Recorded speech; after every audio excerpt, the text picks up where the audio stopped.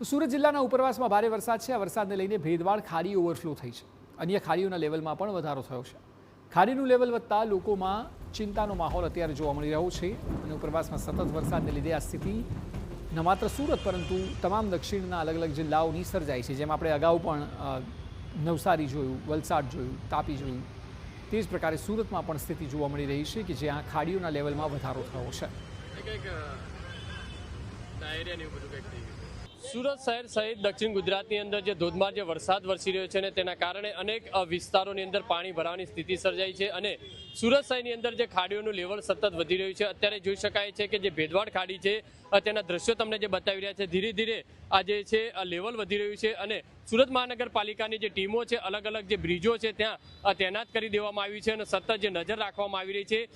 જ્યારે અલગ અલગ ટીમો દ્વારા અલગ અલગ ફાયરની ટીમો છે, એનડીઆરએફની ટીમો છે, અત્યારે જોઈ શકાય છે કે ડેપ્યુટી મેયર છે તે અહીંયા પહોંચ્યા છે અને જે અધિકારીઓ સાથે ચર્ચા કરી રહ્યા છે, પરિસ્થિતિનો જે તાગ મેળવી રહ્યા છે। તો તેમની સાથે સીધી વાત કરીશું। સાહેબ, કઈ રીતની સ્થિતિ છે? અત્યારે ભારે વરસાદ વરસી રહ્યો છે, તમામ જે ખાડીઓના લેવલ સતત વધી રહ્યા છે। બિલકુલ, ભગવાન ખૂબ કાલથી વરસી રહ્યા છે અને તમામ સુરત મહાનગરપાલિકાની ટીમ, આરોગ્યની ટીમ, ફાયરની ટીમ, તમામ અધિકારી કર્મચારી બિલકુલ સતર્ક છે। જે જગ્યા ખાડી ભયજનક સપાટીના ઉપર છે તેથી તમામ એ જગ્યા વિઝિટ કરીને લોકોને ત્યાંથી બહાર કાઢવાની તૈયારી ચાલી છે। તમામ ઝોનના માધ્યમથી રિલીફ સેન્ટર પણ તૈયાર કરવામાં આવ્યા છે, જ્યાં રહેવાની વ્યવસ્થા, જમવાની વ્યવસ્થા, નાસ્તાની વ્યવસ્થા કરવામાં આવશે। તેથી જે જગ્યા ભયજનક સપાટી છે એ વિસ્તારમાં સુરત મહાનગરપાલિકાના કર્મચારી ભરીને વ્યવસ્થા માટે બધા તૈયાર છે।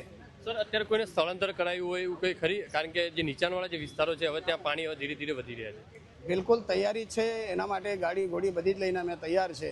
જેવી રીતે સૂચન મળશે એટલે જેવી રીતે લોકોને સૂચન મળશે, સૂચન મળ્યા પછી પાણી ભરવાની સ્થિતિ તો સામે દેખાઈ જ રહી છે કે ભયજનક છે, એટલે અમે એ તૈયારીમાં જ લાગ્યા છે અત્યારે।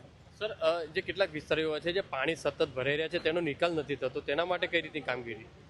બિલકુલ, એની પણ સમીક્ષા કમિશનરશ્રી કરી રહ્યા છે અને આ તમે પણ જો છો, હું પણ જોઉં છું કે વરસાદ ઉપર પણ વધારે છે ને અહીંયા પણ વધારે છે, એટલે એના કારણે ખાડીનો ભરાવ થયો છે અને આ સમસ્યા માટે કમિશનર સાથે અમે ચર્ચા કરીશું। સાથે જે રીતે દ્રશ્યોની અંદર જોઈ શકાય છે કે સતત છે અધિકારીઓ સાથે આજે ડેપ્યુટી મેયર આજે આ ખાડીના જે સ્થળ ઉપર પહોંચ્યા છે। આ જે ખાડીનો બ્રિજ છે ત્યાં જે નજર રાખવામાં આવી રહી છે। અત્યારે દ્રશ્યોની અંદર જોઈ શકાય છે તે પ્રમાણે આ જે લેવલ તમને જે બતાવી રહ્યા છે ખાડીનું સતત જે વધી રહ્યું છે અને જે આજે આજુબાજુના જે વિસ્તારોને જે ઘર છે જોઈ શકાય છે, નીચાણવાળા જે ખાડીના આજુબાજુના વિસ્તારો છે તે લોકોને સ્થળાંતર કરવાની હવે જ્યાં જરૂર પડશે ત્યાં તમામ જે ટીમો છે તે તૈનાત કરી છે।